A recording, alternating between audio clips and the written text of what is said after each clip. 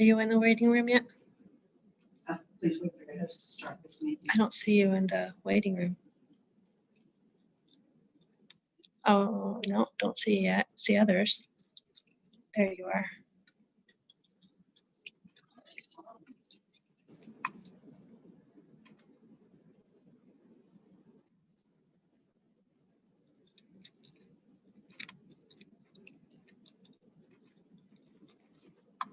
Oh, I gotta hook up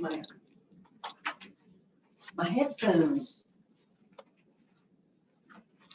I always forget these things for starting.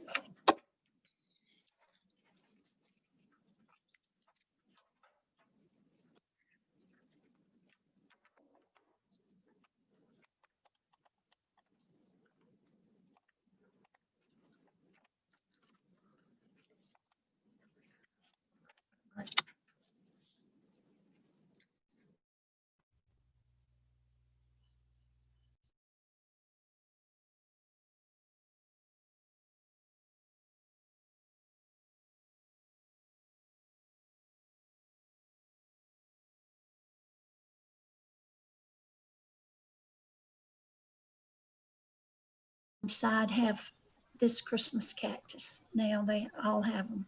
That's so special. I love that. Well, we have about 1 more minute and we'll get started. Okay. And we so appreciate everyone joining us today. We really do. We know how busy you are. I'm retired. I am too. Well, So just, am I. just say you're busy. Okay. It's okay. I am more Hey, busy now, I think. Make than us feel before. better. Okay. Well, I think that's true. I think a lot of retired people are just as busy. Oh, Oh, absolutely. yeah. I don't know how I Yes. had time to work. I'm looking forward to saying that someday. It's true. Sooner than later, I think.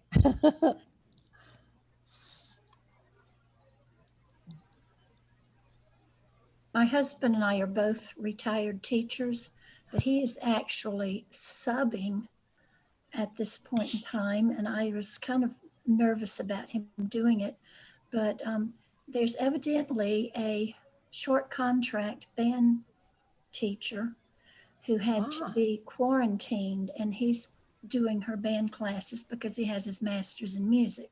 So he's kind of enjoying working with the kids that love music, but he's not enjoying the kids that were dumped in there because they have nowhere else to go and they don't like music, or they That- don't like Oh. band music. They probably like radio music or something of that sort. That's a challenge, but we thank Yeah. him for Yeah. stepping up and doing Yeah. that. That's for sure. Hey, it's 10:01. We're going to get started. I'm Ginny Gleason. I'll wave. And Javon Blum is at the controls today. And there she is. And we are so happy that you're all here today. And we're just going to jump right in because we expect it to be a busy time. So this is our last parent leadership team meeting for this school for 2020. We'll be back again in February, but we have some other things happening in December if you want to join in. But anyway, as far as parent leadership team meetings go, the next one will be in February, and I put that on the agenda. You probably saw that when I sent that out. All right, thank you to those that filled out our survey that we kept bugging you with, but we don't want to be pests. We just really want to build meaningful meetings for you. So as we always say, that feedback is so valuable. And then we do work from that to design our meetings for you. And one question that kept coming up over and over is, what's the responsibility? I like coming to your meetings, but what's your expectation of us? And really your expectations are just to show up if you can. So if you're able to attend the meetings, that's wonderful. We always suggest that there be 2 people from a school. So if one is not able to attend, someone else is there.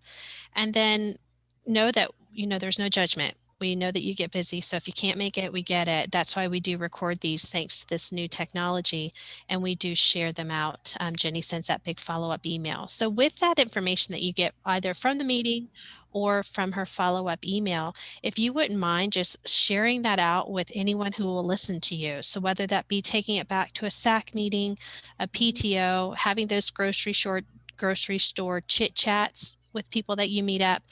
Just basically getting this information out into the community to as many families that will listen to you. That's our expectation. That's our goal. Again, all these meetings are recorded. We do share that link. We have resurrected our YouTube page where we'll be housing these recordings, and Jenny will share that out in our next follow-up email. And again, reach out to us all year long. Let us know questions, concerns that you might have. It might be something that we can get back to you quickly on. It might be a topic that we might need to do a little bit of research and find the expert and add that to our next agenda. So again, thank you so much for giving up your time to share this information with those other families that are unable to attend.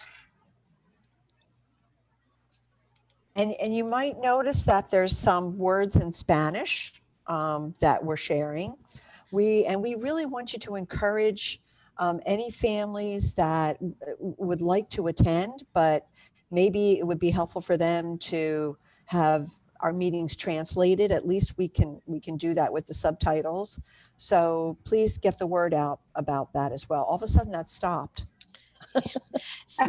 We learn all these new little technology tips and tricks, and sometimes they perform and sometimes they don't. But we are trying to explore ways to make sure that we're reaching more families, especially those non-English speaking families.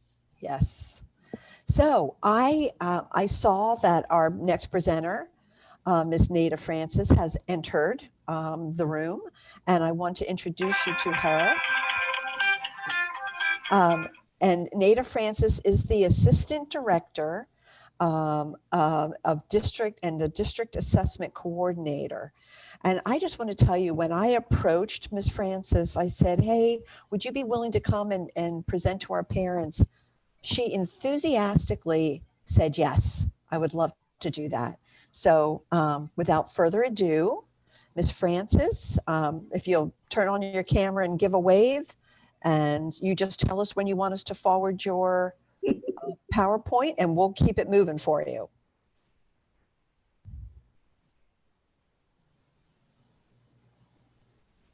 I know she's here somewhere. She might be muted. Oh, okay, she might. I don't see her picture yet. She said in the chat that she'd be right there. Okay. Oh, okay, great, thanks.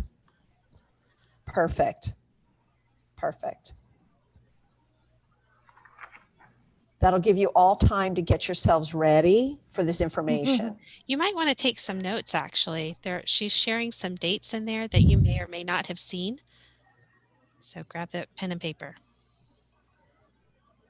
And we also think this information is very timely because recently we've had a lot of people asking questions about testing and end of course exams, etc.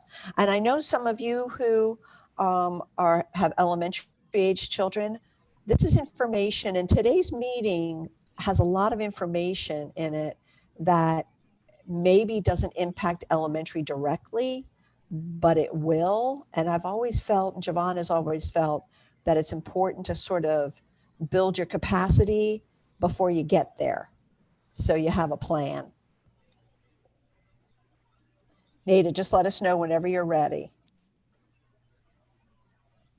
Ladies, can I ask a quick unrelated question while we wait? Sure. I see the dates of our future parent leadership meetings. I just wanted to make sure that as of now, we're still sticking with virtual meetings versus in person. That's our understanding. We have not been told that we can do it any differently. So Okay.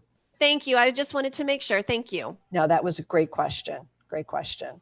I'll be honest with you, kind of like some of you probably, each month or every couple months, I'm ready. It's going to change. I know we're going to, and I'll be honest with you, Javon and I probably thought we were going to be seeing you face to face in January. It doesn't look like it right now, but I'm eternally hopeful.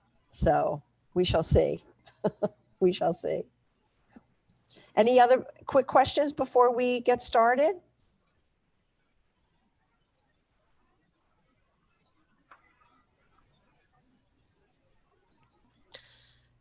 Jenny, later on, we're going to have a e-learning update. That was one of the topics that came through in the survey. And typically we have Dr. Mella, who's the director of elementary leading and learning, kind of chime in and give the elementary perspective. And Sherry Bowman does the secondary aspect, but Dr. Mella had a conflict this morning, but she did send us her answers. So Jenny has those, so she'll share those with you as we talk about e-learning. Yes. And I think we all heard the announcement from the governor this week, or from the governor's office, It's coming. that we would be continuing with that e-learning option. So that's always a big question that everybody has. Well, I'm wondering if Nada maybe has gotten waylaid. I'm wondering if we could go on. I don't like to keep people waiting. Right. Maybe we should, we could jump into my quick little presentation. I had a little presentation that I was. She is waving to you. I just don't know if we can hear her. She is trying to wave to you. Oh, okay. We can't see her. Oh, okay. Yeah, I can see her. Nada, can you unmute and just start talking? Yeah. Jenny, can you see the participants log and maybe unmute her for herself? Okay, let me see that. You might have to do that. Okay, let me see. We may have, well, other people have been able to unmute. We're going to try. Okay, there's, she's unmuted. But we can't hear you. I wonder if you might have to go out and come back in. What do you think? Or maybe I'll mute you and unmute you and see if that works. Muted.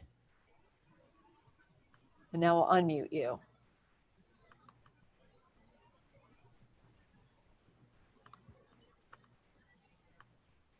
Okay. Can anyone hear Nada? No. No. Can you hear me now? Yes. Oh, Yay. I have been trying. I heard all of the conversations and I'm waving, and then everything went dead. I'm thinking, oh my goodness. Okay, so please forgive me for my tardiness or my issues with the computer this morning. And I'm super excited to hear with you. What I hope to provide you is with a very brief synopsis of what the school grade and the accountability system is. So that way, when you hear the schools say 95% tested or achievement levels, you have at least a little bit of an understanding. And I'm certainly open to coming back and give you additional information if you so desire. So are you going? We will advance for you, yes. Yeah, okay, perfect. So go ahead. All right, so there are 5 components to the school grade accountability system. And this is the state accountability system, not the federal, because there's definitely 2 very separate components. So for the school grade component for the state of Florida, there are 5 school grade components: achievement, learning gains, middle school acceleration, graduation rate, and college and career acceleration. Go ahead. Next, okay. So in the achievement, there are 4 components of the achievement. The achievement, for those of you that don't know what it is, it's that any student who scores a level 3 or better are counted positively in the achievement categories. But achievement in itself is how did a student score and what level did they score? Levels 1 through 5. So when they count for achievement in a positive way, it's students scoring at a level 3 or better. Each of these components are worth 100 points, and you'll see how the points are calculated at the end. So the tested grade levels for ELA are grades 3 through 10. Please keep in mind that the ELA component has the reading and the writing component, except for 3rd grade. 3rd grade only tests reading. For mathematics, you have the tested grade levels are 3 through 8, and then algebra and geometry. Science only tests grades 5 and 8, and it also includes high school biology. Social studies tests grade 7, and also includes the civics and the US history. Go ahead, Jeannie. And then we have the learning gains components. And there are 4 of the learning gains components. So the first 2 are for reading and for math, and they encompass for every single student that took the assessment, with the exception of 3rd grade because they wouldn't have a prior year score. And so the way that the learning gains are calculated is they look at prior year. So this year, they would have looked at 2020 to say, does the student have a 2020 score and did they show a gain? But because we do not have a 2020 score, the state is proposing a 1-year change to statutory language that will say that we're going to look at prior year.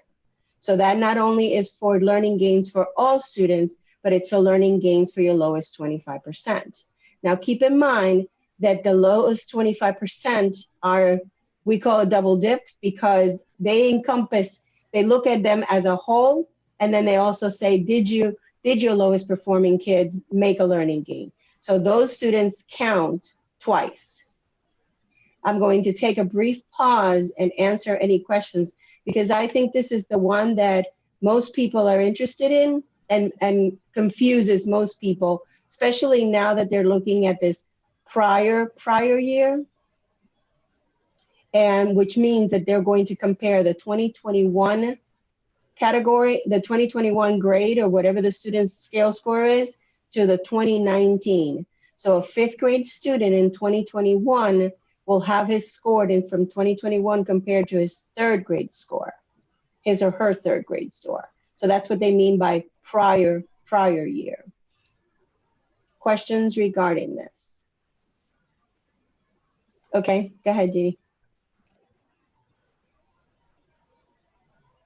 So how do you make a learning gain? A learning gain can be made in 5 different ways.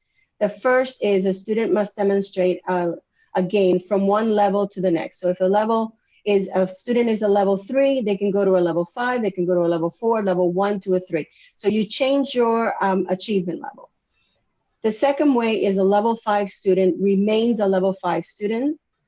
And then for level 3 and 4, they remain a level 3 and 4, but they have to increase their scale score by 1 scale point. And then for students in level 2, it's divided into subcategories. There are 2 subcategories. It's a low and a high. So the students need to navigate between the low and the high. So if you have a low level 2, they need to move to a high level 2 in order to have made a learning gain. When the level 1 is divided into 3 subcategories, and it's the low, the medium, and the high. Again, the students will have to navigate between the low, the medium, and the high. And I have an example coming up. Go ahead, Jeannie. And so the example that I'm showing you, a student in grade 3 in 2019 was a low level 1. So you'll see the levels at the very top. It tells you what achievement level the student received. And that is the number below it where it says low, medium, and high. That is your scale score ranges for these students. So a level 3 has a scale score range of 240 to 254 to be considered in the low range. So I always use Little Nada as an example. So if Little Nada scores a low level, level 1, and I'm a 240, in 5th grade, when I take the test this year in 2021, I have to have at least a 273 to be considered to have made a learning gain. So if I were a high level 2 in 3rd grade, I would have been a 270. So in order to be considered to have made a learning gain in 5th grade, when I take the test in 2021, I would have to have a minimum score of 304. And for 3rd grade, for level 3, if I am a 300 and I'm in 5th grade when I take the test, I have to be at least a 321. So the scale moves diagonally for level 1 and level 2, where it moves up and down for level 3 and 4 and 5. Now the example for level 5 is a little bit easier because if I'm a 350, let's see in 3rd grade, I'm a 360, and in 5th grade, I score a 352. even though my scale dropped, I am a level 5, I remained a level 5, so I'm considered to have made a learning gain. Again, I'll take a pause and I'll take questions because I know that a lot of you, when you look at your children's scores and you look, they're talking to you about scales and you don't have access to this information, it becomes very confusing. And in the summertime, I have a lot of very rich conversations with parents regarding this. Sure. I actually have a question. Sure. So when I look at this and then I think about this year that we've had, Mm-hmm. you know, so really we're looking, the gains that we're looking for are really a 1 year's gain as opposed to 2 years. That is correct. Okay. And that's what the state has said. And that's one of the reasons that they're proposing to continue using learning gains. Learning gains for our neediest students are the way that they can show that they are learning. And so sometimes a level 1 student may not reach the level 3 status, but they can certainly every year incrementally grow to show that they're still making those learning gains. And so this is an excellent way and I applaud the state for keeping it, even though this whole prior year is making me a little crazy. And we've done some analysis behind the scenes to see if there's going to be a significant drop. From all of the information that we've seen, in Brevard is not going to be a significant drop, but certainly we may see some pockets, and it's going to absolutely impact your schools that are I wouldn't say your neediest, but your most vulnerable schools. It definitely, because the impact of the learning gains is so huge. And remember what I said about the learning gains for your lowest 25%. Not only are they looking at all your kids, so if you have 100 students in the school and 25 of them are in the lowest 25%, they already counted in the 100, and they will again count in another cell for the lowest 25%. Great. Thank Questions? you. You're welcome. Go ahead. How will it affect the scores having 2 grades that aren't going to have learning gains this year because they don't have prior scores? So Kelly, that's an excellent question, because we have definitely looked at that. And I will tell you, before I answer your question, I will tell you we are very, very lucky in Brevard that our 6th graders are still housed in the elementary schools, because the other 66 districts, I believe it's all 6, there are 67 districts in the state of Florida. And I believe that we are the only one left. There used to be 3 or 4 of us, but I heard something that we were the only one left that wasn't, that our 6th graders were still housed in the elementary. So we will actually have 2 grade levels that will have the possibility of having a learning gain. The other districts only have 1 because they're only going to look at the 5th grade because, of course, 4th grade students were in 2nd grade, so they wouldn't have a score. And so the way that it's going to impact us, we are certainly going to see we should see a decline in the cell size, because we used to include 4th, 5th, and 6th grade students. So, when you decrease the cell size, so you have to make sure that the students are making those learning gains so that we can continue to show, when you look at a school like an Endeavor or University Park and you look at their learning gains, that's what gets them the grades that they have. And that's how the school is able to show to the state of Florida the progress that they're making, because certainly you as the parents, when you walk into the school, you're able to see the great things that the schools are doing. So it's not just what the state says. It is just, unfortunately, this is the forefront that's put out there for everyone to see. And if you don't have a good understanding of what it is and what does it mean, then you look at it and it's alarming. Oh my gosh, only X amount of the students made are level 3 or better. But if they're low performing kids, we want to see those learning gains. So the learning gains are really important. Did I answer your question, Kelly? Yes, thank you. You're welcome. Anything else before I move on? I have a quick question. Sure. If learning gains are not shown, like if a student stays the same or goes backwards, does that count against a school for its grade? That's an excellent question, Kate, but it does not. So what happens is the way that they build the learning gains, it's those of you that understand math, it's the denominator numerator. The denominator being the bottom number. They take all of the kids that are in the school and they'll say out of all of 100 students that are in the school, only 20 of those kids have 2 years worth of scores. So those kids will be included in the learning gains. Out of those 20 kids, who are your lowest performing kids, and those will be your lowest 25%. So out of that pool of students, then we look to see, did they make a learning gain? So if they make a learning gain, at 1 goes into the numerator. If they don't, it's a 0. It's as simple as 1 and 0, the numerator being the top number. So then they take all of those ones and they total them up to come up with the total number of positive impacts versus negative impacts. So if out of the 20 that we said had the 2 years worth of data, only 10 made a learning gain. So there's your 50% of the students made a learning gain. Does that help? All right, thank you, Kate, for that question. Thank you. And so this is the learning gains chart for math, and it works exactly the same way as it does for ELA. The only thing that I do want to bring to your attention is that when a student goes from, let's say they are in 7th grade math, they took 7th grade regular math, and now in, well, it would be 6th grade regular math, and then they're taking algebra. So you'll see the jump, the scale changes. So when we look at the data, when the data comes back, even though that scale changes, we don't see a lot of the kids not make that level 3 from a math to an algebra. Okay, go ahead.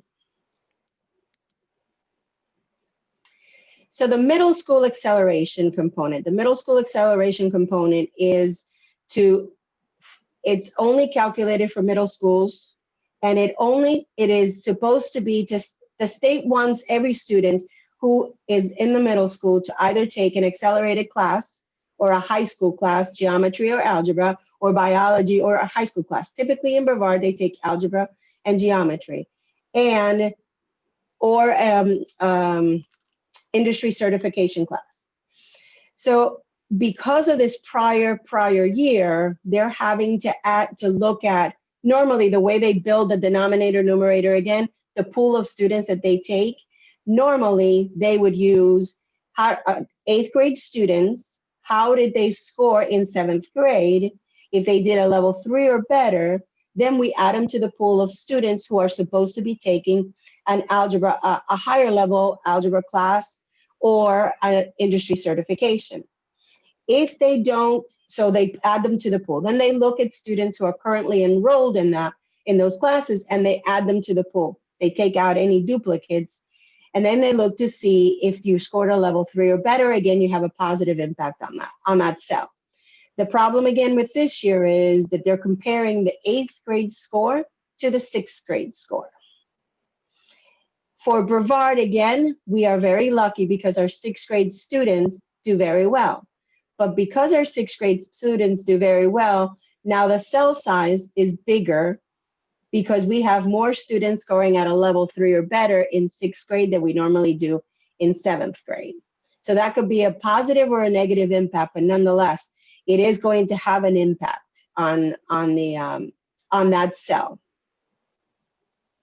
Questions regarding the middle school acceleration? Wait a minute.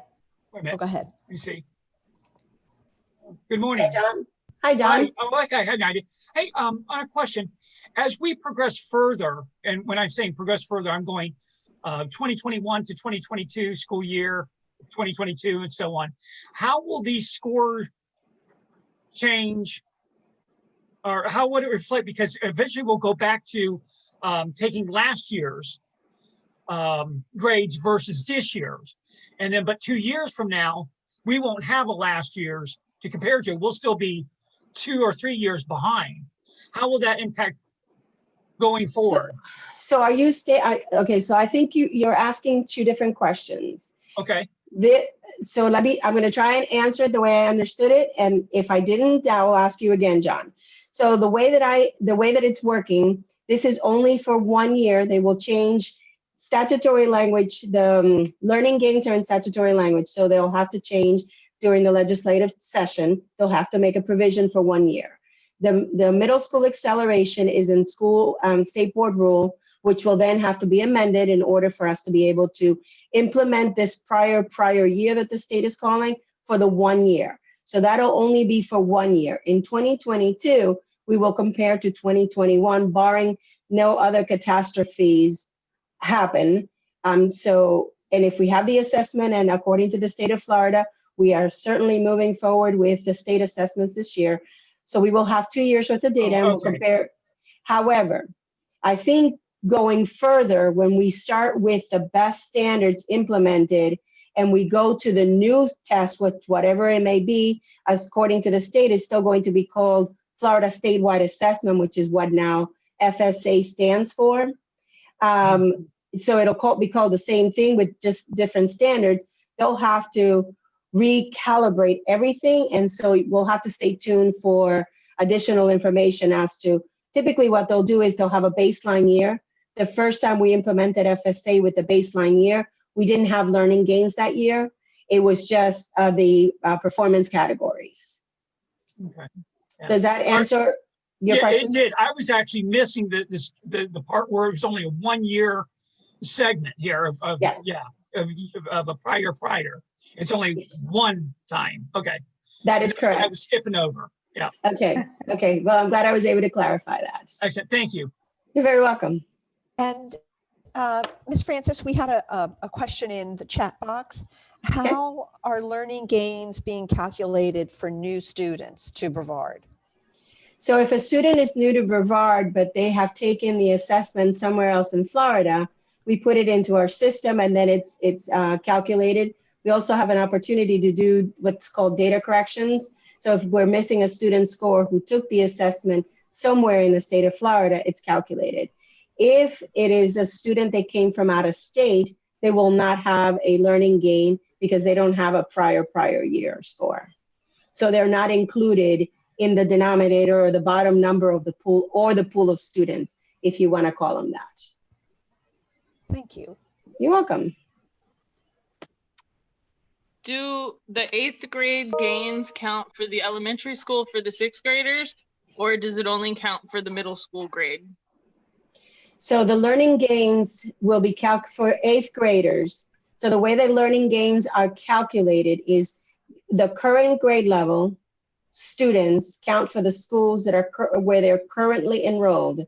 So if your 8th graders are enrolled in a middle school, so they're learning, the learning gains from 6th grade will count for the middle school. The 6th grade learning, when the students take the test in 6th grade, they'll count for the elementary school because it's the school of enrollment. And students have to be full year enrolled in order to count for learning gains or the achievement categories. They have to be a full year enrolled student. Kelly, does that answer your question? Yes, ma'am. Thank you. You're welcome. So the next component is the graduation rate. And the graduation rate is calculated using the guidelines by the U.S. Department of Education, and it's based on the percent of students who graduated with a standard diploma. So what does that look like? When you enter high school for the very first time, you put a foot in a high school, you enter what they call a cohort. So they follow this little Nada, as I refer to me, little Nada for 4 years and figure out what happened with little Nada. Did she drop out? Did she go to another school? If she goes to another school, they withdraw me from the cohort from the original school and add me to the next school's pool. If I move to another district, they do the same thing. So they follow the students the minute that they enter a high school, the first time they enter high school, and that's how it's calculated. As a matter of fact, just a few minutes ago, the state released the graduation rate corrections, and normally it takes about a month. So we're hoping to have the 2020 graduation rates for by December. The state has said before we go on holiday break, we should have them, or winter break. Go ahead. College and career acceleration is a component that is for the high schools only. Also, so it looks like it uses the graduation cohort that we talked about just a minute ago, and they say, okay, little Nada, what did she do in those 4 years? Did she take an advanced placement exam and score level 3, 4, or 5? Did I take an IB exam or international baccalaureate and score level 4, 5, 6, or 7? Did I take an ACE exam, an advanced international certification of education, and score a level 3 through 8? Did I do dual enrollment and score C or better, or do I have a CAPE industry certification? Any of those adds me to having done positive, something positive. So the expectation from the state of Florida is that every student will have the opportunity to have one of these, so that for college and career acceleration. Questions regarding the college and career acceleration? Okay, go ahead. So this is the way that the state calculates the school grade. Remember, we talked about the achievement components, the level 3 or better. So for ELA, the first column is ELA, and you'll see that I put in a fictitious number of 54. So out of all of the students that took the state, and this would be the district grade, and I'll share with you where we stop at elementary, middle, and high school so that you have an idea. This one that you're looking at, this example, is a district grade, or also what we call a combination school. Combination school serves grades 7 through 12. So they combine middle school and high school. So they have all of the components, just like the district grade. So when you look at achievement, okay, so 54% of the students in Brevard achieved the level 3 or better. Mathematics, you look the same thing, 57%. Learning gains for ELA, 60%, lowest 25%, 63%. Learning gains for mathematics, 67, and for lowest 25, 65. And then the science component only does the achievement, so it's 52% there. Because science is only administered in grade 5, there are no learning gains in science. And then the achievement in social studies, and remember, social studies is either for middle school, it's civics, and for high school, it's US history. And then you have for middle school, the middle school acceleration that we talked about. For high schools, you have the graduation rate, the college and career acceleration. So there are 7 components for the elementary. So it's the 3 achievements and the 4 learning gains. For middle schools, there are the same 7, and then you add social studies, so that's 8, and the middle school acceleration, that's 9. For the high school, you have the first 7, then you add social studies, graduation, and college and career, and then combination schools have all. So what the state will then do, total up every single one of the components, and when you total these points, it comes to 681. There are 11 components that are available. They divide that, it's 62% of the points earned, and that earns the district an A. This is not a district data, I just made this up. Only because I didn't want to use old district data. And so this is the percentage of the points earned, the total points earned, that earns you an A. 62 or higher earns you an A, 54 to 61 is a B, 41 to 53 is a C, 32 to 40 is a D, and 31 and less is an F. Currently, there are no F schools in Brevard. Yay. Yeah. So I've also been asked to talk to you about the calendar. I've had quite a lot of, well, before I move further, let me ask, with everything that I've reviewed, and I know that it's a lot of information regarding school grade and the components of school grade, are there any questions? Any additional points that I may clarify, feel free to email me, because I know sometimes as soon as I get off the call, you think to yourself, oh, you know what? That didn't make any sense. Did I understand it correctly? Feel free to reach out to me or reach out to Javon or Jeannie, and they know how to reach me, and I'd be more than happy to have conversations with you.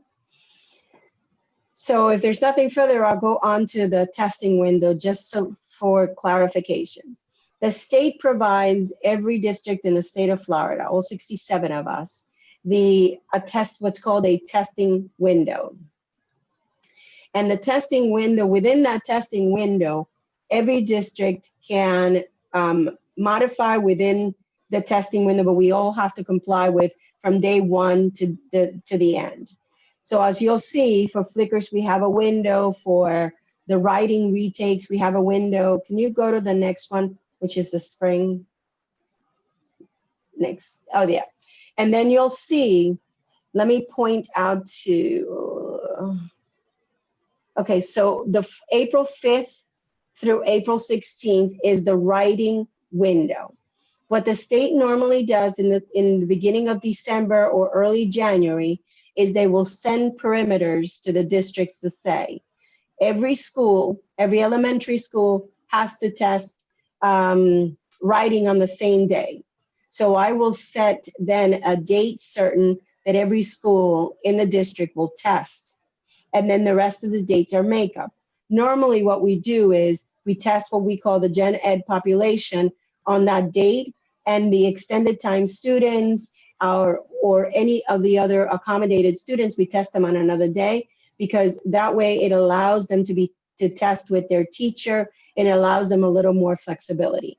So sometimes you'll see that there's a calendar on the state website, and you'll see on the Accountability SharePoint site, and I'll give you that information in a minute, that the calendars are a little bit different. And the reason that they are different is because we get the mandates from the state that tell us when the third grade has to test. Every school has to test on the same date. So I normally try to pick a date that is not a Monday, that it's not following a holiday, that it's not. So as soon as that information comes out from the state, I sit down and I look at the calendar, and then I sit with Mrs. Klein, the assistant superintendent for elementary, and then Dr. Sullivan, who is the assistant superintendent for secondary leading and learning. And I go through the dates with them to make sure there isn't anything that I've missed, and then it's approved, and we put the calendar out to the schools, and that is the date that they have to test. Now, having said that, if there's a problem with a date, let's say that your child is scheduled on the 16th, but they have a doctor's appointment and they can't go on that date, certainly you can work with the school, you can work with your administrative team and say, I know that you're testing reading or on the 16th, but third grade reading on the 16th, but we have an appointment, we're not going to be able to make it. And they will make provisions to test, not before, but certainly after, within the testing window. We have to stay to this testing window. So if you know that you're going to be out on the 16th and that's the last date, then certainly asking to test before that is something that the schools will definitely work with you. We've done it for many, many years, and it's always worked really well. We had some concerns regarding the secondary, because the secondary schools are on block school, and the assessment window was November 11th through December 12th. And we've had several conversations, I have had several conversations with the assessment office, and parents started to call, not only from Brevard, but from other districts, to say, you know, a lot of us are on block. The kids are not going to be done with the course until January. The semester doesn't end until January. It's not right. We actually had one parent from Brevard who took it all the way to the governor and explained all the reasons without getting upset. The man was very eloquent. Actually, there were two. One was a gentleman, both very eloquent, and had the list, the reasons enumerated as to why it was in the best interest of the students to extend the window, as one of the many requests that I had made. So they did. They extended the window into January. So the way that we're doing it is what I'm calling the winter window, the December window, will be utilized for any student who needs to retake the test because they have not met the high school graduation requirement. And the January window will be used for students who are currently enrolled in semester one, any of the end of course assessments, because it only impacts the high schools. That's great news. Yeah, it was really, really good news. You know, sometimes when you actually go the extra mile and you put it, both parents were extremely eloquent. I don't know if one or both reached the governor, but within hours, the governor had said, no, we're going to change it. I don't know if it reached the governor or the commissioner or both. I know it went, the call that I got, it took it all the way to the top. So, which was great news for Brevard. So can we just make the point that parent voice does matter? Absolutely, And people are unequivocally. listening. Yeah. Unequivocally, it does. Absolutely. Kate, I thought I saw your hand up. Nope. I thought I saw, okay. No, Are there- I was clapping for the Thank you. extension on those tests. Thanks. Are there any additional questions? Well, I either did a really good job or I totally confused them. So, Well, There are a few in the chat. I'm unfortunately, my computer is going out on me and I can't see the chat. So if you did put a question in the chat, would you unmute and ask your question? Can you hear me? hi, Kelly. Hi. So my question is, with the testing windows, what is going to happen for students who have to be quarantined or have COVID during the whole window? Are they going to miss the test, or is there a makeup for that? That is an excellent question. One of the things that I have asked the schools is when they're planning for the, let's talk about the January window. The January window, they're opening again from the 4th to the 29th. So that's a lot, that's a very long window. So what I've asked them to do is at least give 10 days grace between the last test. So in case a student is quarantined, they have 10 days to get back and test. So because the teachers want to test, and I totally understand it. And the students and the parents, they want to test at the last possible date before the semester ends. So if the semester ends, I believe was on the, I can't remember now. See if I wrote it down. I don't remember if it was the second week in January. I believe it was the second week in January, but don't hold me to that. I think it ends on January 15th or 18th. Yep. That's what I have, the second week of Jan. So if the students are scheduled to test that last week, and for some reason they have COVID, you still have 10 days in the testing window that the kids could come back and take the test. So that's one of the things that I have asked the schools to be very mindful. Wherever you are, your last test should at least give them that 10-day grace period to capture any students that may be out. Now, let's say worst case scenario, the student is out until the last day of the testing window, which is January 29th, and they can't take the EOC. The EOC will be calculated as 30% of their final course grade, because that is in statutory language that all the EOCs are worth 30% of the final course grade. However, we'll calculate it as a 0 because they haven't taken the test. When they take it in the spring, that 0 will be taken out and the score will be placed in and it will be recalculated. So they have the opportunity to take the EOC in the spring. So let me say that one more time. Any student who misses an EOC assessment during the winter window, which is what they're calling it now, they call this window the winter window. If they miss the assessment during the winter window, when they recalculate the grade, when they calculate the grade, a 0 will go in there. When they take the test in the spring, that 0 will be moved and the new score will be added. If the students choose not to take the assessment, with the exception of algebra because it carries additional weight, then that's the 0 will stand and they don't have, so if they're happy with a C and they don't want to retake the class, they don't want to take the test, they don't want to retake it, let's say it's biology.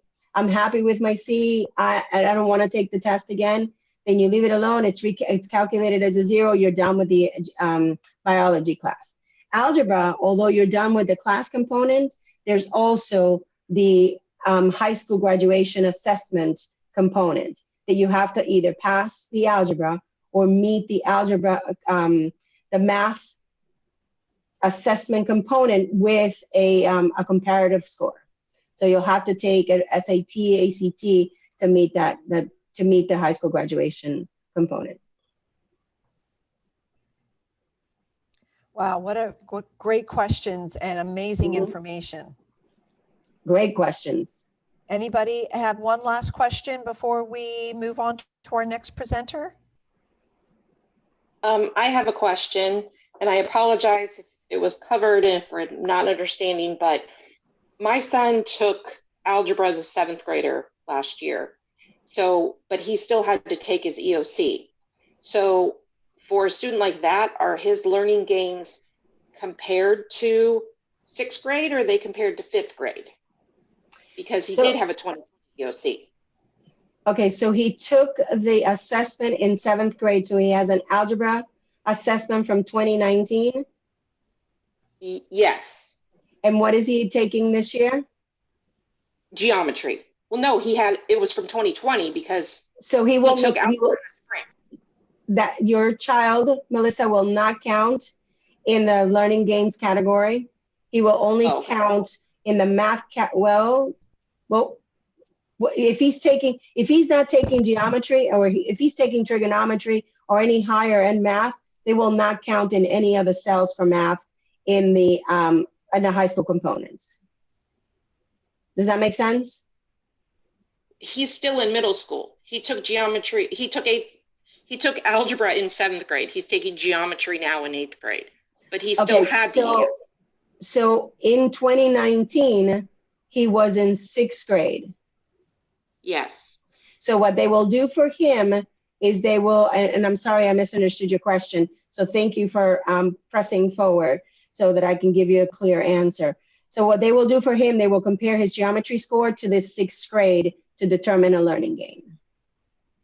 Okay, so his algebra EOC then is just for his graduation requirement. That is correct. It won't affect the school score. No, it won't, not at all. And so he has options. If he hasn't already taken the EOC, when he takes the geometry EOC, he can, and when he passes it, he can use that as a comparative score to meet the high school graduation requirements. Yes, yeah, I understand that. He did pass the algebra EOC, so he's good there. Thank you. Okay, great. You're welcome. This will all be on your website? Yes. Okay. And I will share that website link with everyone in my follow-up email. Okay. Thank you so much, Ms. Francis. I really appreciate your expertise and your help in this area. We truly appreciate it. Thank you. It was an honor to be here today. Thank you very much. I appreciate it. Thank you. Thank you. So Javon and I sent out that survey to everyone, and we thank you. And when we send out a survey, we actually read them and we use the questions that you share. So we did some e-learning updates. As Ms. Bowman, are you on the call?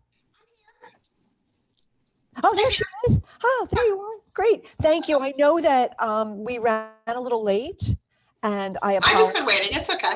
Okay, well, we really appreciate it. So let's just carry on. I might have to step out for a minute because my computer's gone completely wild. So Javon, I'm going to turn it over to you. Yes, yes. Okay, so one of the questions that came out was, and this is kind of already been answered. Javon, I can't hear you. Muted. You're on mute.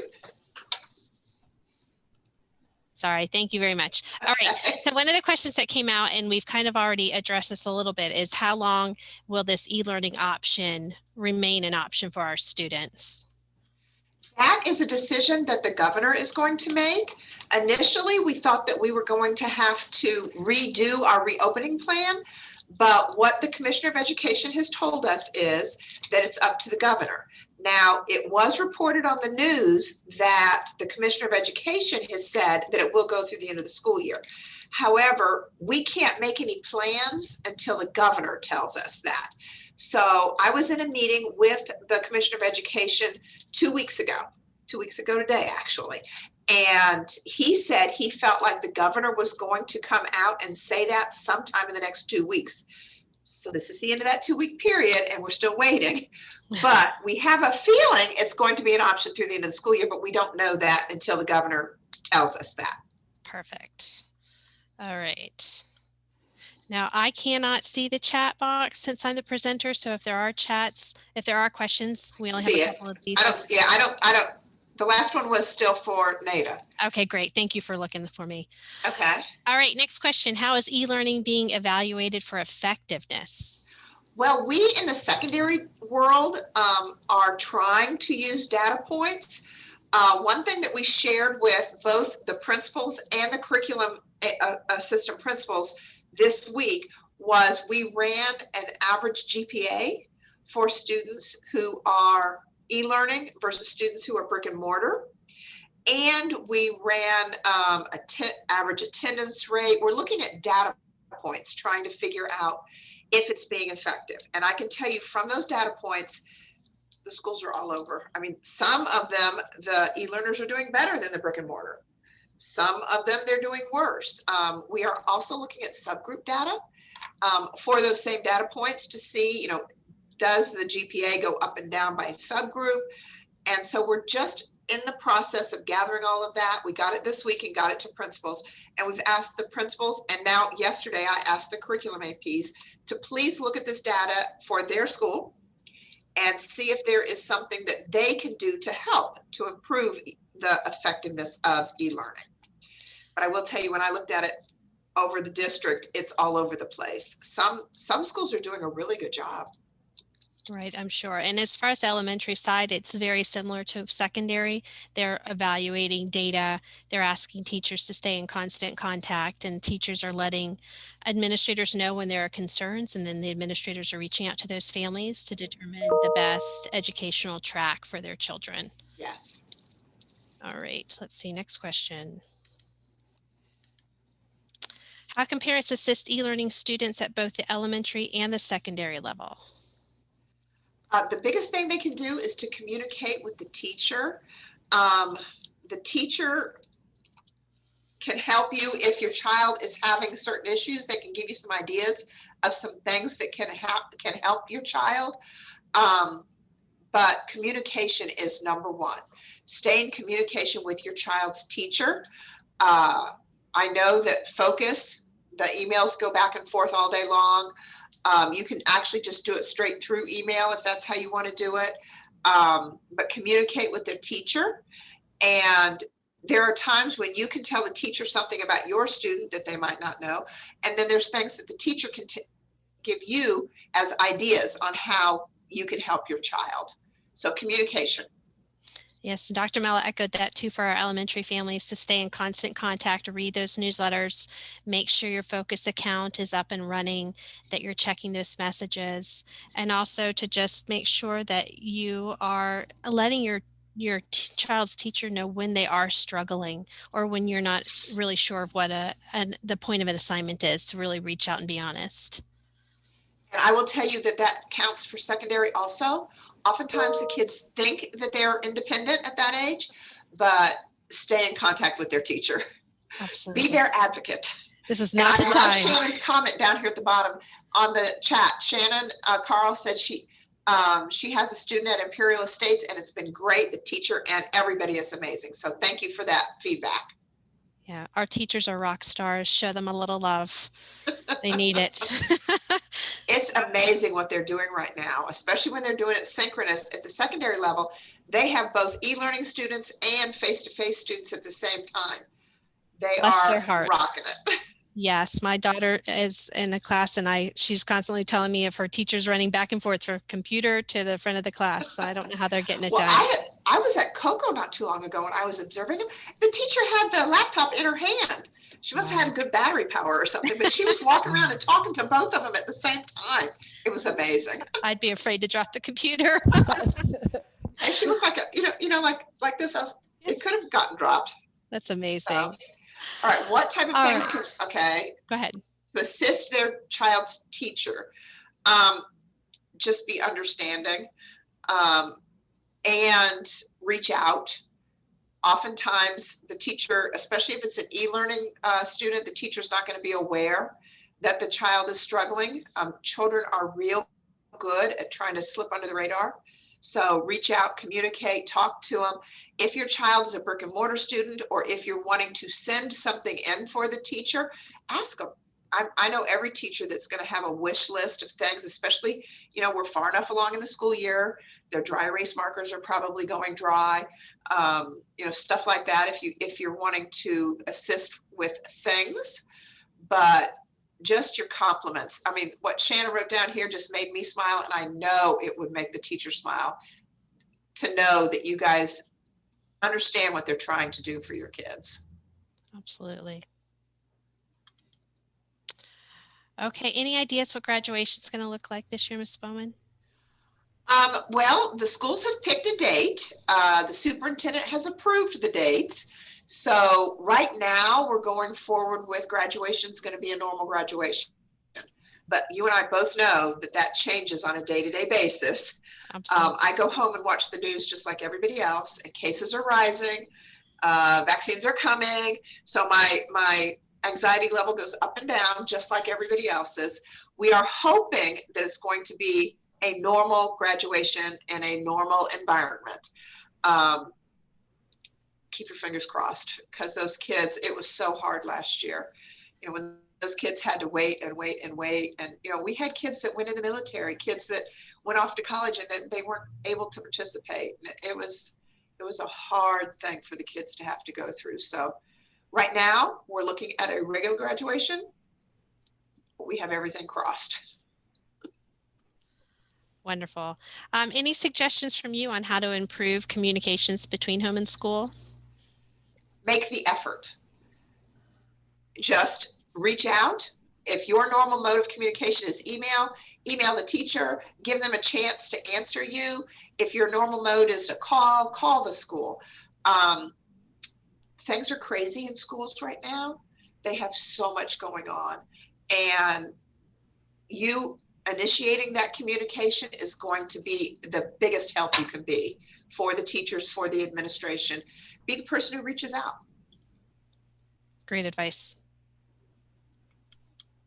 And I love what you said, make the effort. I think that's a great theme, make the effort. Yeah, it just helps, and it refocuses people. I mean, there are times when I leave here at 4:30 and I'm like, oh, dang, I was supposed to call that person. And it wasn't that I purposely forgot. It's just, then I have to make myself a note and put it on my computer to do it for the next day. It just helps everybody to remember. Oh, I love send a handwritten note. Courtney, that's a wonderful idea. Remember how we used to do that? Yes. Okay, what is the EOC grading criteria? Did you make a slide out of that thing that I sent you? I did. Oh, there it is. Okay.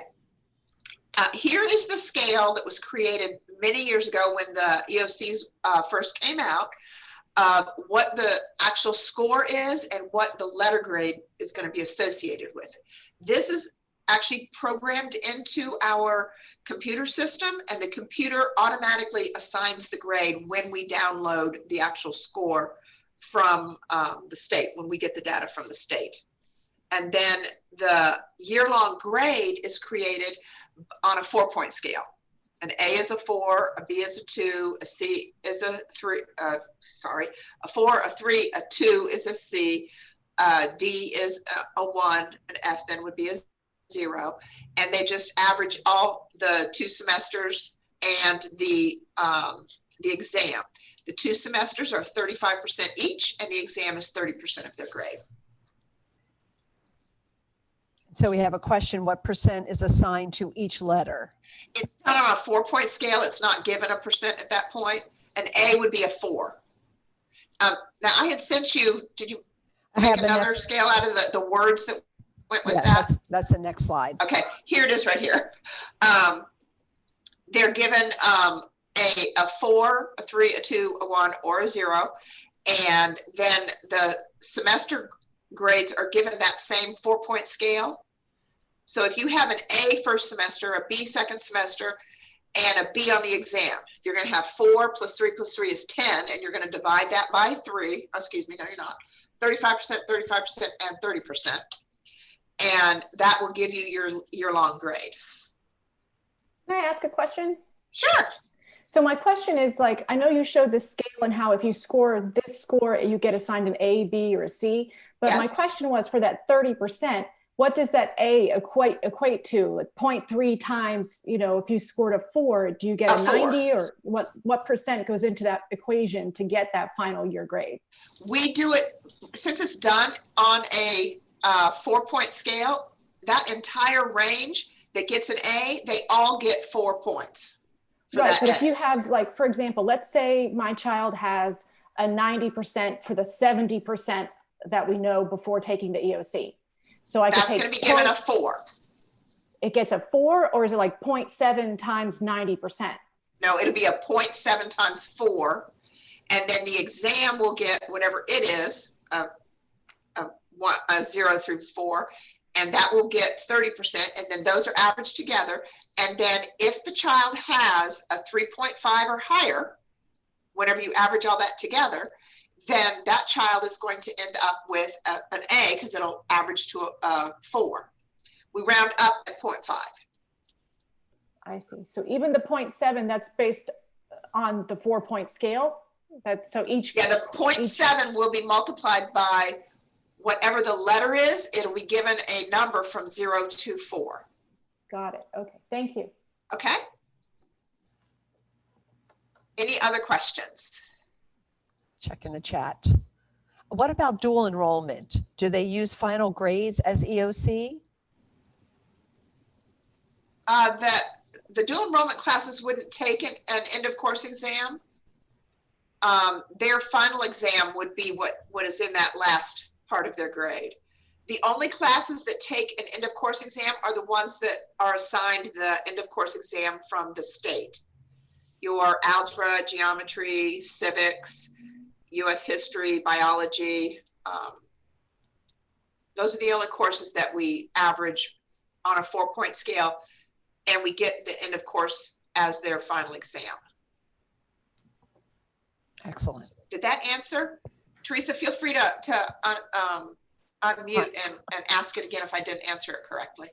Thank you. My student is doing the dual enrollment, and she is having to do both parts at Eastern Florida because it's US history before 1877, I believe, and then 1877. So as she's taking both, will they take those finals for her US history end of course? Because that's a required. Oh, you're asking me, does the dual enrollment US history count as the graduation requirement US history? Yes, and you said that they required an end of course for US history. Correct. Can you go back 3 slides to the list of things that have to take an end of course exam? Yes. There it is. See that US history is on there. However, that's the high school credit US history class. That is not the dual enrollment US history class. Right, but she's taking it at the... She's taking it in place of her high school class? Yes. Okay, then her grade that she gets for that, the final exam will be her final exam. Nada, are you still on here? I see her pretty face, but I don't know if she's still on here. She was having some computer problems earlier. Okay, Jenny, can I get clarification on that and you send it out for me? Yes. Okay, yes. I will make sure that I get you the exact right answer page, our Teresa page. Okay. Thank you. Any other questions? Okay, I'm going to go try and get an answer for that while you let Nancy Hauser talk about accelerated options, okay? Great, thank you. I'll be right back. Thank you, Sherry. Great dialogue. Thank you everyone so much. You are providing us such fabulous information.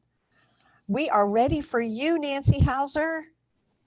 Okay. All right. How is everyone? Everybody great?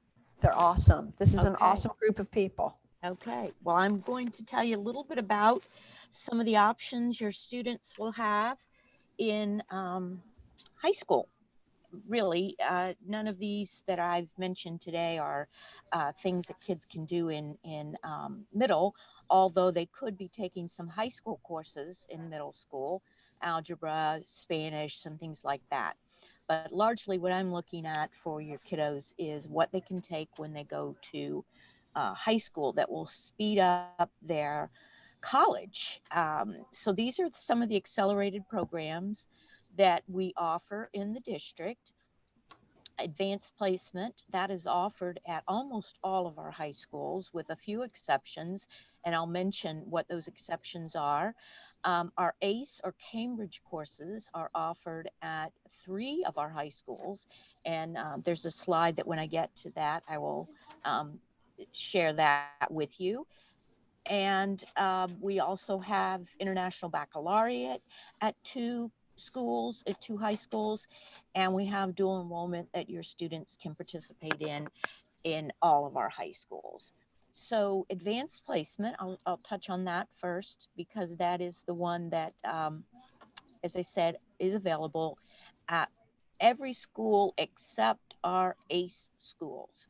The ACE schools are Heritage, Rockledge, and Eau Gallie.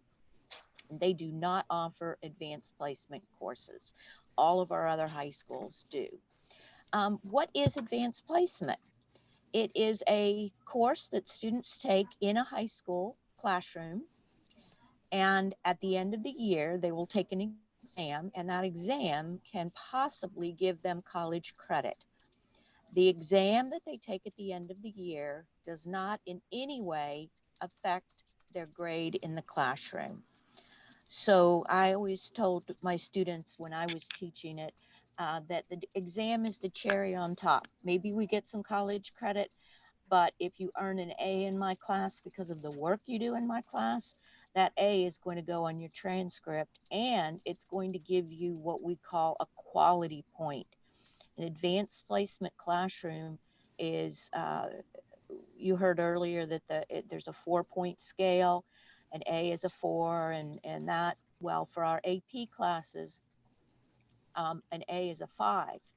A B is a 4. So when we're calculating grade point averages for our students, and you begin to look at some of the high flying colleges, the Floridas and things like that, you'll see that the typical freshman comes in with a 4.2. And you might say, how in the world does a kid get an A plus in high school? Well, they get A pluses because they're taking advanced placement courses. Their GPA is calculated at a higher. That is the same for ACE. That is the same for our International Baccalaureate. And that is also the same for dual enrollment. All of those courses earn a quality point that has nothing to do with the exam they take at the end of the year. So if they don't do well on that exam, again, it is over and above their coursework they take in the classroom. Those exams are given in May, and they're not scored and back to the children until July. We couldn't include them in our grading in the classroom, even if we wanted to. So AP, as I said before, it gives the kids an opportunity to take a course in their own high school and earn college credit. What will earn college credit is a 3 or above. They're graded on a 5-point scale. So a 5 is considered extraordinary, excellent. A 4 is very, very good. A 3 would be an average score, but nonetheless, they still get college credit for it. A 2 or a 1 does not award college credit. Now, sometimes students worry if they take an exam and it's a 2 or a 1, oh, they won't be able to get into college. These are self-reported, and the students do not have to report their scores unless they want to. They report them when they ask for college credit, when they find out if, let's say, again, they're going to Florida State now. They want Florida State to give them credit for having passed an AP U.S. history exam. They don't have to take U.S. history again. And so that point, they would give those scores to the college. So it cannot hurt a student to take an AP exam and not get college credit in it. Also, if your children are looking at private schools, I'm going to tell you that not all of them will give the same amount for AP or ACE or IB or dual enrollment. So it's really important for your students to do some research. If they're looking at a Harvard or a Yale or a Duke, more than likely none of this is going to excuse them from coursework at those schools. But I will tell you, they won't get in those schools without having taken some accelerated coursework. So it's kind of a catch-22. Those schools want you to do all the work with them, but they won't consider you as a potential student unless you've shown ability in the rigor that is associated with these accelerated programs. All right, Javon, you want to go to ACE? So our ACE exams are international exams. They are not like AP. These are internationally recognized, as well as the diploma that students can earn. They are only available at 3 schools: Heritage, Rockledge, and Eau Gallie. And the students, if they do earn the diploma, which is required, they take a certain number of courses and they must do well on the exams that are just like the AP exams. They're exams that all students take. They do not in any way affect the student's grade. They're given in May and don't come back until July or August. So they are not calculated in the student's grade whatsoever. Also, with ACE exams, many of our kids begin taking them quite early. We actually even have one ACE exam. It's general paper that some of your students may take as a freshman.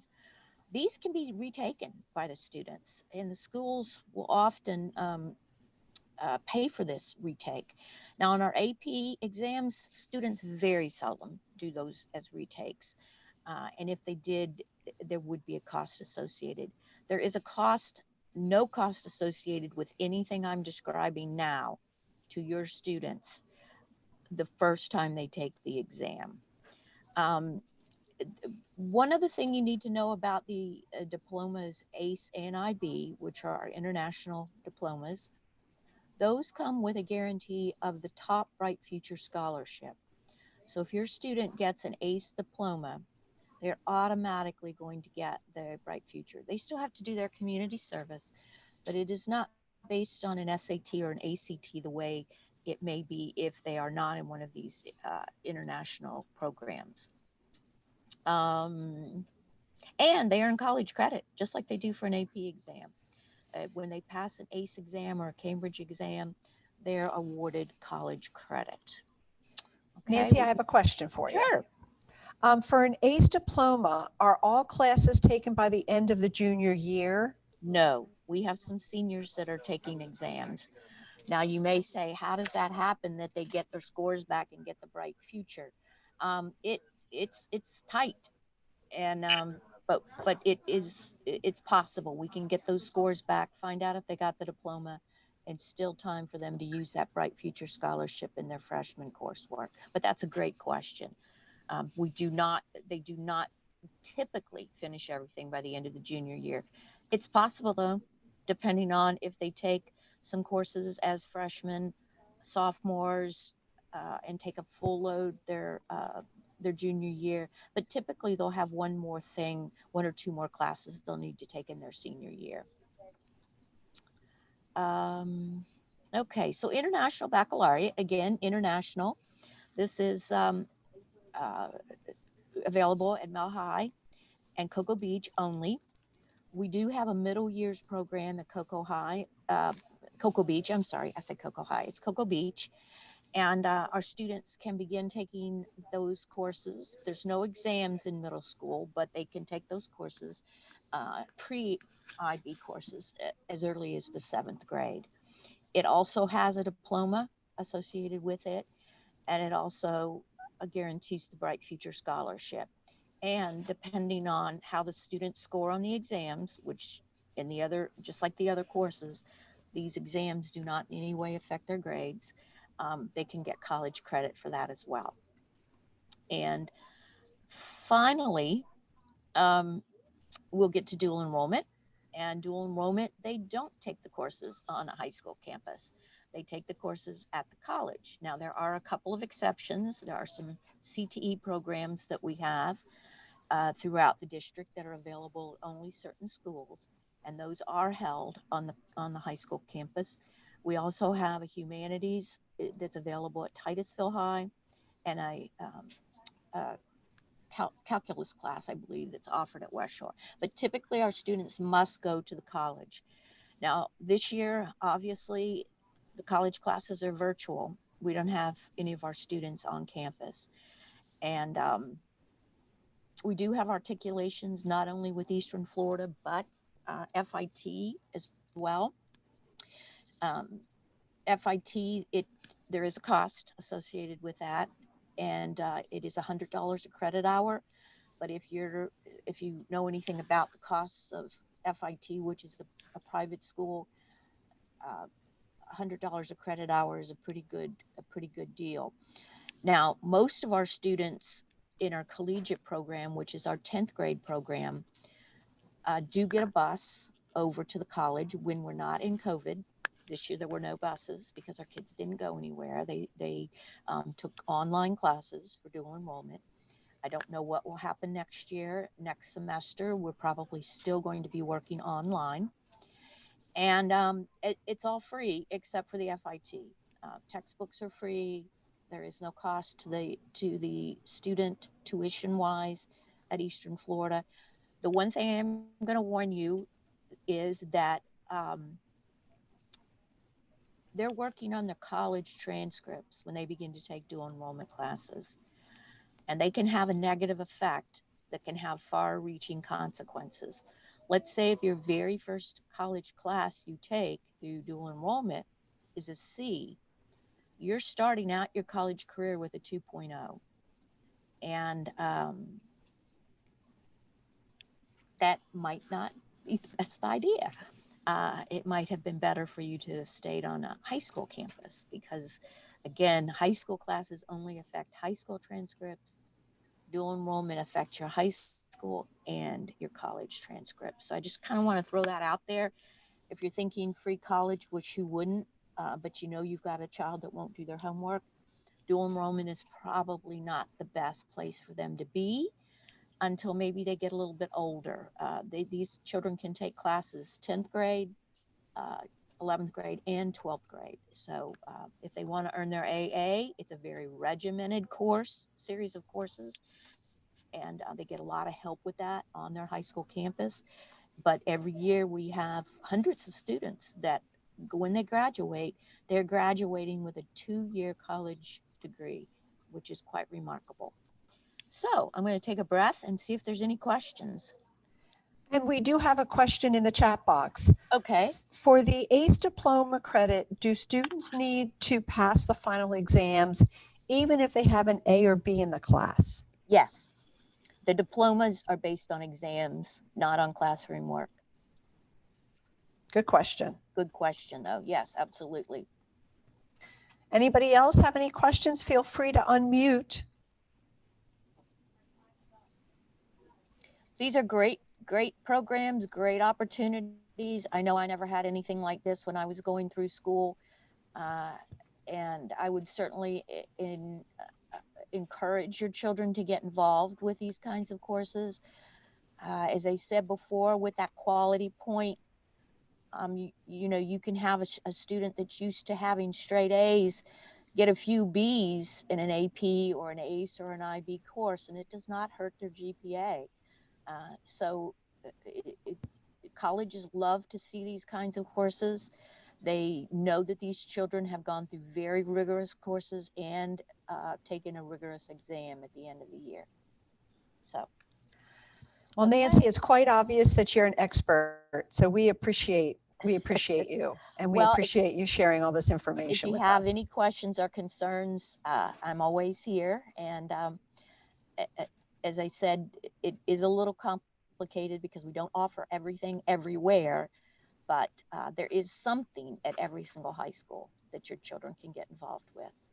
Hey, Nancy, another question just came in. Is the dual enrollment also offered quality points? Yes, yes.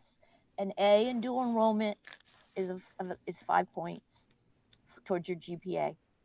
High school GPA, not college GPA. Okay, that's good to know. Mm-hmm. Great. Thank you so much. Thank you, Okay. Nancy. Really Okay, appreciate thank your you. time. So the next thing we're going to do, we were in conversation with Dr. Mullins, our superintendent, and he's so, oh, do we want to go over that real quick? Is Nancy still here? I don't know. I think Nancy may have left, but this is on our web page. So we just wanted to make here. sure. Oh, okay. Oh, okay. Well, do you see what we put up on the screen? I do see it. We just wanted to make them aware of that as well. Mm-hmm. And there's, if you look all the way to the right, there's opportunities for virtual webinars on college and career prep that some of our guidance counselors are working on. So when you go to this web, and I think this has also gone out in Peachjar too. If you're interested in signing up for those webinars, definitely do so. Great. And Nancy, just to give you a heads up, I'll be sharing your email so that if Okay, anyone yes. has a personal If questions situation. come to you, absolutely after the fact, or if you have a specific question about your own child that you didn't really want to share with the group, no problem. Great. And we'll send this handout too that shows a little bit more about the IB diploma.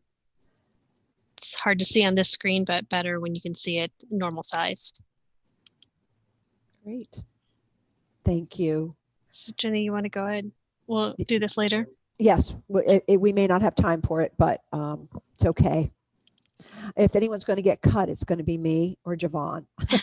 But like I was saying a minute ago, we had reached out to our, I think one more slide. One more. We had reached out to our superintendent, one more, to just kind of come on and acknowledge you, one more, and there you go, and say thank you to you. So he is in a very important meeting and he is trying to get away, but he was unable. So I have one of the next best things, and that is Nikki Hensley from Government and Community Relations. So take it away, Nikki. Wow, that was quite an intro, Jenny. Thank you. You're welcome. I don't know about that these days, but I appreciate it. And I appreciate everyone on this call and everyone in Brevard County that came out to vote for the half-cent sales surtax renewal on November 3rd. If you haven't heard about it or seen the bus with the big banner outside of our district office, or right now it's down right in front of Eau Gallie High School, it will be touring. I think it's still touring a neighborhood near you soon. On behalf of the superintendent and all of us here at the district and all of our schools, we're just so excited and pleased that Brevard County voters came out to vote in favor of renewing us and continuing the sales surtax, which goes to cover so many critical needs for our schools in terms of our infrastructure. So our buildings, roofs, plumbing, electrical. With more than 50% of our schools over the age of 50, you can only imagine where these millions of dollars go and have been going for the last 6 years. So it's not a new tax. It's not an increased tax. It's actually what Brevard County residents and visitors to Brevard County have been paying for the last 6 years. This will just roll over into January, beginning in January. And I encourage anyone to go to our webpage, brevardschools.org / surtax renewal, and you can take a look. You can actually go on there and find your school, see what you're slated for in terms of improvements and renewals and upgrades. Everybody's getting something over the course of the next 6 years, so you can find your school and do that, and then you can look at the larger plan and see when your school is slated to receive those dollars, that funding. But 69% of Brevard County voters voted in favor of this renewal, so that's pretty high for us, and we were just celebrating in a big way, but celebrating for all of our schools because and our students who are going to be the beneficiaries of this. So just wanted to come on again on behalf of Dr. Mullins and everyone and say thank you and wish you all a wonderful, healthy, safe, and happy Thanksgiving. Thank you so much, Nikki. We really appreciate you and all your efforts. And I know that parents on this call today and who aren't on this call today were out beating the bushes for you and for all of us. And so we appreciate you so much. Thank you. Just one more thing to the volunteers, because I know we came on and we talked about the surtax. So a month or so ago, we had volunteers go and take posters around. That did not get unnoticed by anyone. We're so grateful to our community for all the help and support. If anyone is wondering, we'll be communicating as we go along over the next 6 years, but there is an independent citizens oversight committee that will also report out the work that's being done. We've had perfect audits as we've gone along, and we're expecting the same, and we're holding ourselves to the same standards of transparency as we did when we started this thing back in 2014. So many thanks again. And Jenny, Javon, thank you for the opportunity. You bet. Thank you. We appreciate you. Same here. So we have time for just a couple announcements that we want to make to you. And this is something that's coming up in December. I know you thought, wait a minute. No, this is not a parent leadership team meeting. This is just something that we're collaborating with some community agencies to provide a conversation about how to prepare, what can we do for the holidays that are coming up with an emotional health focus. We're going to have experts, like I said, from the community on this call, and it's just 1 hour on December 10th. And we really hope that you'll come, that you'll spread the word, come with questions. And our plan is for you to walk away with tools, ideas to help you to communicate better with your children, handle the stress that may come with the holidays, how to look at this holiday just a little differently because it's different. Instead of thinking about gifts, think about connecting more. So anyway, so we hope that you'll join us for that. And our future topics for a parent leadership team meeting, as you can see here, fundraising ideas, volunteering, internet safety, social emotional. We really want that to be a part of everything we do, every meeting. COVID updates as needed, curriculum updates, as well as school board and superintendent updates. And I'll add on to that. Today we heard a lot about college and accelerated programs. Well, we want to bring to you more information about our CTE programs. Our career and technical department has some great things to share with you as well, and we'll be bringing that to you in the new year. So we thank you so much. Our next official parent leadership team meeting will be on the 12th of February, but we really hope that you'll join us on the December 10th for our next event. So we thank you all so much for being here. You make our day, you make our week, and we do wish you all a wonderful and happy and healthy Thanksgiving. Javon, any closing points? No, you said it all. Thank you so much. All right. Thank you all. Thanks. Thank you. Take care.